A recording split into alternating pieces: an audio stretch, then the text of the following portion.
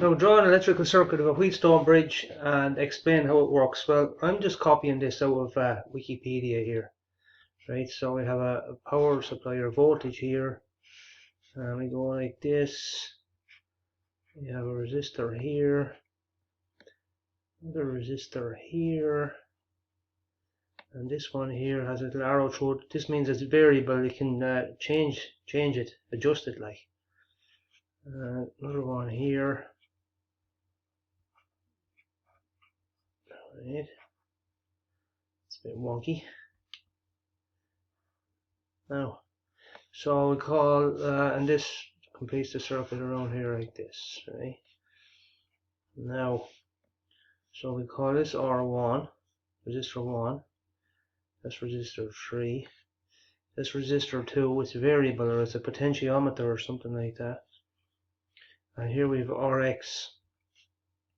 And in the middle here we have a galvanometer, or something that measures voltage or current or something like that, right? Now, draw an electrical circuit. So that's it drawn. Briefly explain how it works. Well, it says here, a Wheatstone bridge is an electrical circuit used to measure an unknown electrical resistance by balancing two legs of a bridge circuit, and one leg of which includes the unknown component. So you see, we don't know what the resistance of Rx is. And how does it work? It works like this: R2 divided by R1 equals Rx over R3.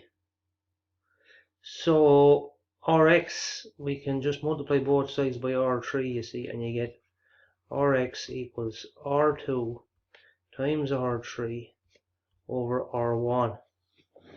And basically you tune it up with this guy, just this guy, until you get 0, till the voltage or the ampage in the center there is 0.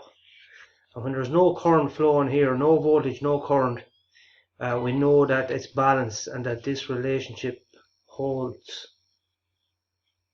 And that's how a Wheatstone bridge works.